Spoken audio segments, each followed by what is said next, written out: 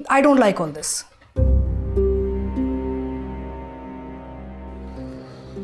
समझा दूंगा उसे मैं। अरे आपके मना करने से क्या होगा, बच्चे थोड़ी हैं, अब वो समझदार हो गए हैं, बड़े हो चुके हैं। बेहतर है कि आप उनका घर अलग कर दीजिए।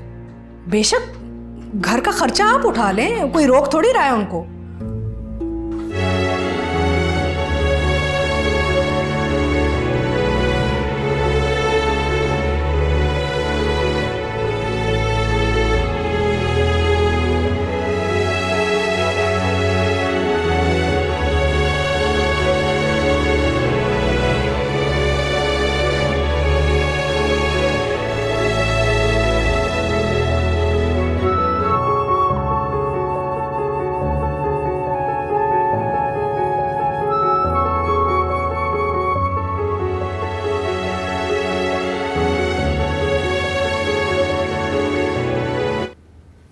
सबसे पहले तो यहाँ जितने भी लोग हैं उन सब से मेरी दरख्वास्त है कि आप अपना फ़ोन साइलेंट पे करते हैं, क्योंकि मुझे अपनी बात के दौरान किसी भी किस्म की मुदाखलत नहीं पसंद।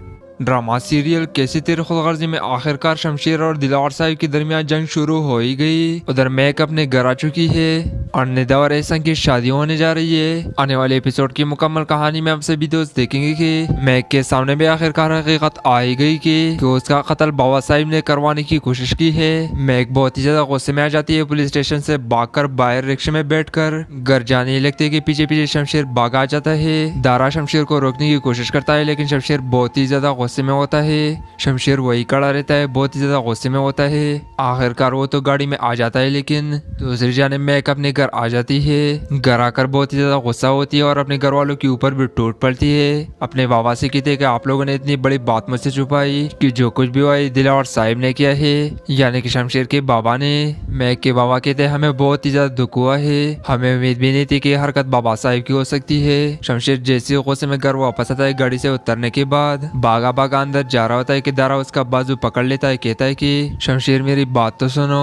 लेकिन शमशेर कहता है मुझे किसी की बात नहीं सुननी, बहुत ही ज्यादा गुस्से में होता है और कहता है कि आप लोगों ने मुझसे इतनी बड़ी बात छुपाई और जो शेरू ने कहा है ना, अगर वो सच निकला तो मैं किसी को नहीं छोड़ूंगा, चाहे वो मेरे सामने बाबा साहिब ही क्यों ना हो। ये बात करने के बाद आखिरकार शमशेर अंदर आ जाता है।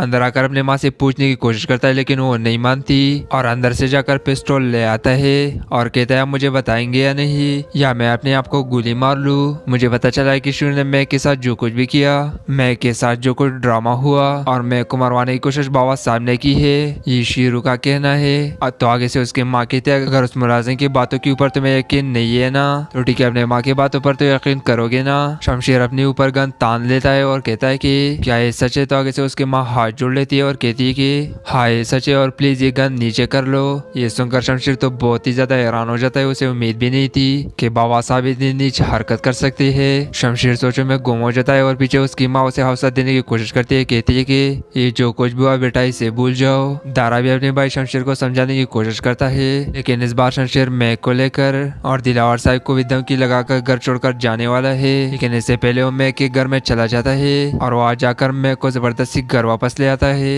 मैक को जब से हकीकत पता चले उसके बाद तो उसका दिल ही टूट गया है। उसका तो बिल्कुल भी दिल नहीं कर रहा कि वो उस घर में रहे जहाँ पर बाबा साहिब उसके जान की दुश्मन बनी हुई है। मैक शमशेर के ऊपर भी टूट पड़ती है, कहती है कि जहन्नम बना दी तूने मेरी जिंदगी और मैं इस जहन्नम में चुपचाप इसलिए जलती रही कि मैंने और मेरे घर वालों ने तुम्हारे शर से बचने के लिए मेरी मौत को जिंदा रहने पर पोकीद दी, मगर कुदरत ने भी क्या अजीब खेल खेला है, मेरी मौत भी तुम्हारे बाप की दी हुई थी। शमशेर बहुत ही ज्यादा गुस्से में आ जाता है। जैसे मैक वहाँ पर अकेली होती है तो शमशेर वहाँ से चला जाता है। शमशेर की माँ मैक को थप्पड़ मारने लगती है। आगे से मैक डर जाती है क्योंकि शमशेर की माँ यही चाहती है कि इस बार शमशेर कोई भी ऐसी हरकत ना करे जिसकी वजह से उसे परेशानी का सामना उठाना पड़ जाए और कहीं वो अकेले ना रह जाए। उसे समझाने की कोशिश करती है कि शमशेर को संभालो और जो कुछ भी हुआ उसे भूलने की कोशिश करो। दूसरी तरफ परवा बहुत ही ज्यादा खुश हो चुकी है और पास सूफिया बहुत ही ज्यादा परेशान है कि इस बार शमशेर उससे कहीं दूर ना हो जाए। उन्हें भी पता चल चुका है कि शमशेर को पता चल चुका है और घर में बहुत बड़ी जंग होने वाली है। परवाह की थे आज बाप बेटे के दरमियान में बहुत बड़ा जंग होने वाली है, आज घर में बहुत बुरा होने वाला है। इस पे सुफिया कहते हैं क्या हो चुका है, क्या ऐसा हो चुका है कि जिसकी वजह से आज घर में लड़ाई होने वाली है। बाबा साहब की हकीकत शमशेर को पता चल चुकी है। दूसरी जाने निदा का रिश्ता लेकर घर में औरत आ ही गई, उसका रिश्ता करने जा रहे लेकिन उसका रिश्ता कहीं पर भी नहीं हो पा रहा। मैक के बाबा बहुत ही ज्यादा परेशान होते क्योंकि उन्हें इल्म है कि उसकी बेटी की शादी किसी के साथ भी नहीं होगी। मुआशरे में बदनाम हो चुकी है शमशेर की वजह से। उधर एहसन और उसके अब्बा भी मौजूद होते हैं, अकरम साहब भी वहाँ पर मौजूद होते हैं। अकरम साहब कहते हैं कि ऐसे घरों की बेटियों की शादी नहीं होती। उनको परेशान देकर एहसन हौसला देने की कोशिश करता है, कहता है कि मैं करूंगा निदा से शादी।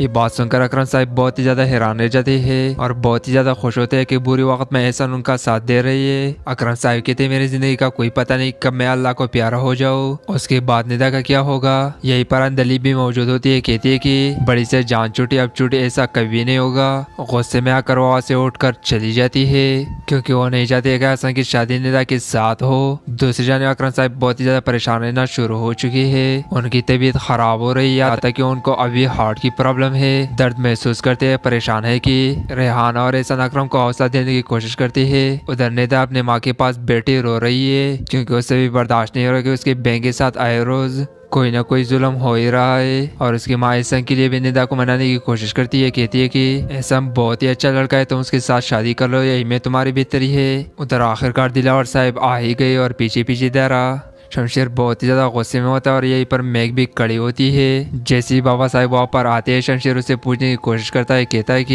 ये मैग के साथ जो कुछ भी हुआ क्या आपने करवाया था। दिलावर साहब मान ही जाते और कहते हैं हाँ मैंने करवाया था, मैं नहीं चाहता था कि तुम्हारी शादी इसी नीच खानदान के साथ हो और मेरी इज्जत में कमी आ जाए। ये बात सुनने के बाद शमशेर को बहुत ही ज्यादा गुस्सा आ जाता है और बाबा साहब कहते हैं कि मेरा बस चले ना तो मैं इस लड़की को दोबारा मरवा दूँ। ये बात सुनने के बाद मैग दोबारा से डर जाते है लेकिन शमशेर कहता है कि नहीं बाबा साहब ऐसा सोचना भी मत, अब इस बार इसकी तरफ उंगली भी उठी ना तो मैं हाथ काट दूंगा। ये बात सुनने के बाद बाबा साहब को बहुत ही ज्यादा गुस्सा आ जाता है और शमशेर को जोरदार थप्पड़ मार देता है।